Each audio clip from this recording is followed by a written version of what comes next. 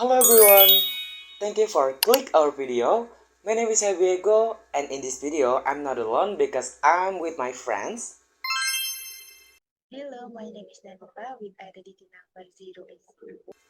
Okay, so we are from Office Administration Education International Class 2022 at Universitas Negeri, Surabaya. So, in this video, we will be discuss about the very important topic in financial and banking administration. Yes, which is credit administration.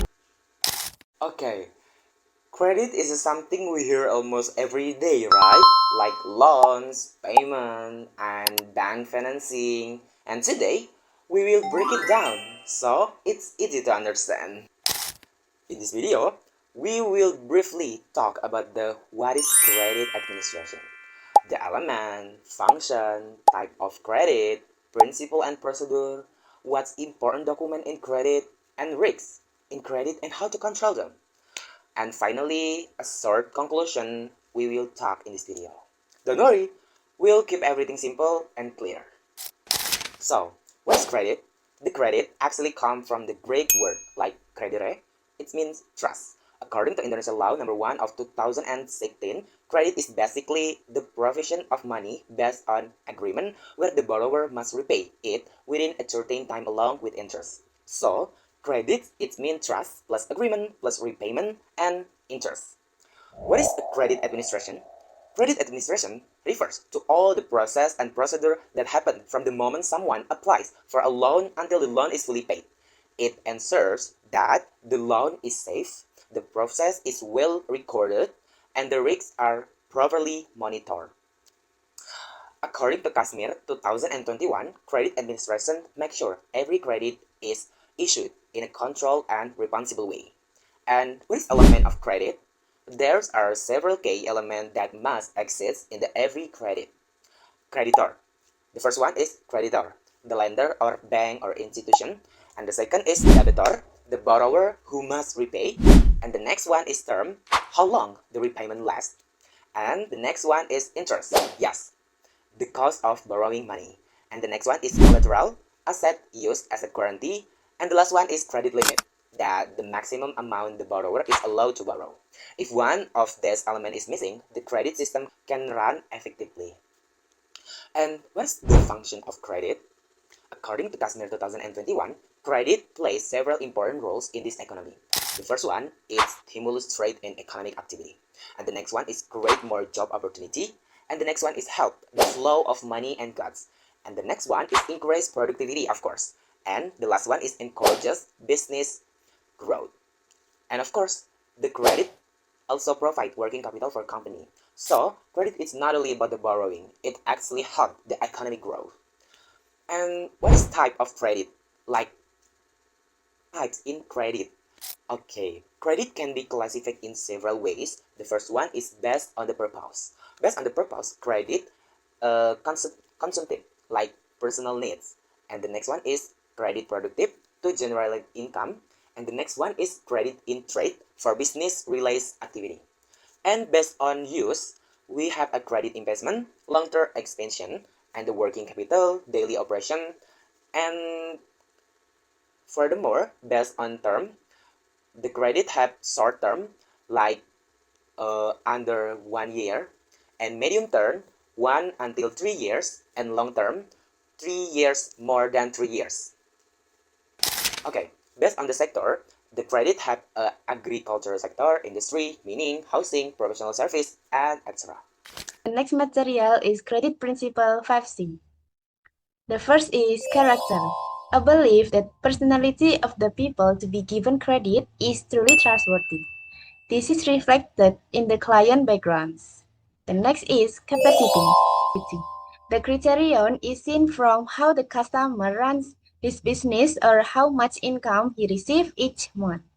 If the bank considers that customer does not have sufficient ability to pay credit, then it's likely that the credit application will be rejected. The next is capital, which is specifically applied to the customer who borrow for their business. By knowing the capital or asset owned by customer business, the bank can find the source of financing it has. The next is collateral. As the name implies, this guarantee will be guarantor or protector to the bank if later the customer is unable to pay the loan taken. The next is condition, namely economic condition, whether general or specific in the business field run by customer. This is related to how the customer ability to pay their loan later, which is certain affected by economic condition. The next material is credit principle 7P. The first is personality. The first criterion is owner's personality, which is the personality of the prospective borrower who applies for credit. The next is party, where prospective borrowers are included in several groups related to their financial condition. With a difference in classification and this group, there will be also differences in provision of credit facilities later. The next is purpose. The bank needs to know that the funds will be used for example, for business, capital, investment, education costs, or even customer activities. The next is prospect. This principle applies specifically to customers who apply for loans for their business capital or the business they manage. By knowing whether the business have good future prospect or not, banks can also predict how the estimate ability to pay from customer will be. The next is payment. The principle of payment is seen from the source of customer income, the smooth running of the business, to the process of the business. That way, the bank or financial institution can assess whether the customer can indeed pay their credit or not. The next is profitability. The higher the level of profitability of prospective borrowers, the higher the likelihood that the loan applied for can be approved by bank. The next is protection. This protection criterion also refers to the guarantees that can be provided by borrowers. In addition to guarantees in the form of goods such as home or company assets. Overall, the 5C and 7P principle both serve as important tools in ensuring that credit is provided appropriately, safely, and responsibly. The combination of understanding these two principles helps financial institutions make more accurate credit decisions, minimize risks, and support the sustainability of the debtor business and the stability of the financial system as a whole. The next is credit procedure or process. The first is debtor applying for credit. The debtor comes to the bank and submits a credit application as needed, both for consumptive and productive. The second is credit administration requirement fulfilled. The bank checks the completeness of documents such as identity, salary slips, business statements, and other supporting files before the process continues. The next is confirmation and survey process. Bank officers conduct data confirmation, interviews, and field surveys to ensure a correctness of information and assess business condition of guarantees.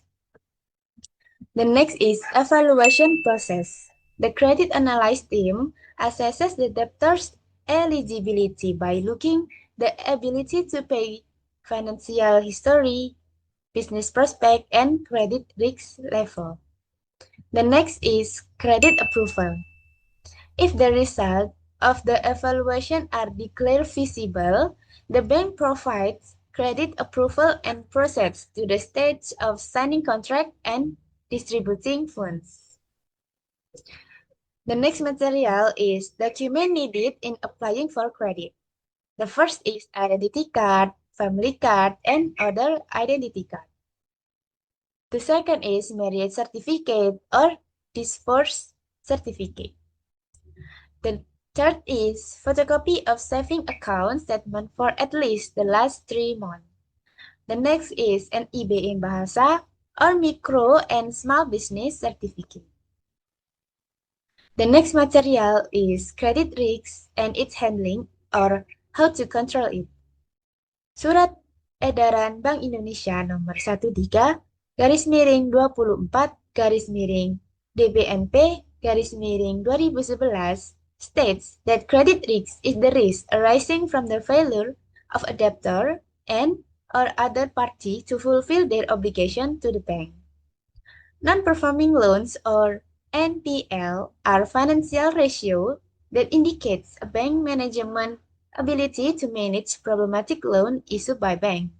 So that the higher the NPL, the poorer the quality of the bank loans. This is application of banking risk management in controlling credit risks in Bank Rakyat Indonesia. The first is credit identification. Identify credit risk by analyzing the debtor financial statement, by paying attention to the debtor reputation and financial aspect. The identification of credit risks is carried with the aim of assessing the customer's ability to return obligation and interest. The next is credit risk measurement. Credit risk measurement by assessing prospective debtors or customer through two aspects, namely qualitative aspect and quantitative aspects. Bank measure credit risk branches summarized in credit rating tools using 5C and 7P analysis. The higher the scoring result obtained, the better the credit rating level. The next is credit risk monitoring. Credit risk monitoring is carried by the account officer or AO section with how to make a direct visit to the prospective debtor's business location at least every 2 months to monitor the development of the business. Monitoring of operational risks includes the tendency to change in loan quality, the financial condition of each counterparty, and the adequacy of collateral relative to the grouping credit value and NPL monitoring. The last is internal control system. All credit granting process are evaluated using quality standard and guidelines that have been set by PT Bank Rakyat Indonesia. The internal control aspect of the loans provides is divided into several stages of the credit process, namely the credit application process, analysis process, withdrawal process, and implementation feedback process. Okay, what is collateral in credit? Collateral is basically an asset that the borrowers give to the bank as a guarantee. If the borrower cannot pay the loan, the bank has the right to take and sell the collateral to cover the loss. What is the function of collateral in credit? The first one, reduce the lender risk. It helps determine the loan amount, like the higher and the asset value, the bigger the loan possible. And the next one is show the borrower seriousness and allows lower interest rate because the loan is safer. So, the collateral also protect both sides like the bank and the borrower. Okay, next we discuss about the ethic in credit administration. Ethic extremely important in the credit process.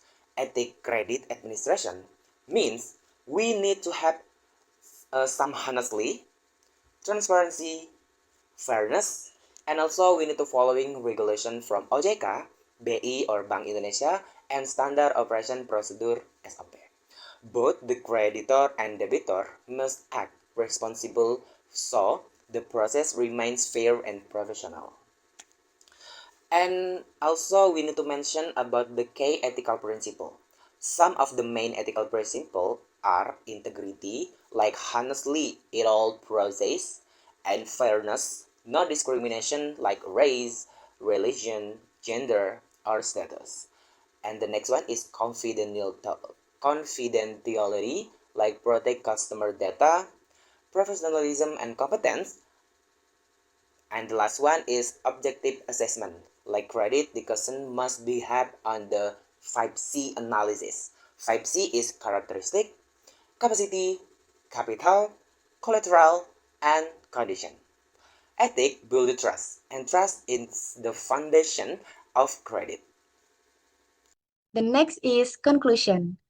Credit is the provision of money or bills that can be equated with it, based on a loan agreement or arrangement made by a bank or cooperative with another party, which requires the borrowers to repay the debt after a certain period of time with interest.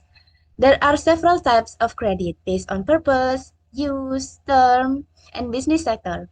Credit granting must follow the principle of prudence, clear procedure, and be accompanied by supporting documents to ensure transaction security. Credit risk needs to be controlled through feasibility analysis, supervision, and guarantee system. In practice, credit ethics must be upheld by both financial institutions and borrowers. So, thank you for watching, and I hope this explanation help you understand about the credit administration more clearly.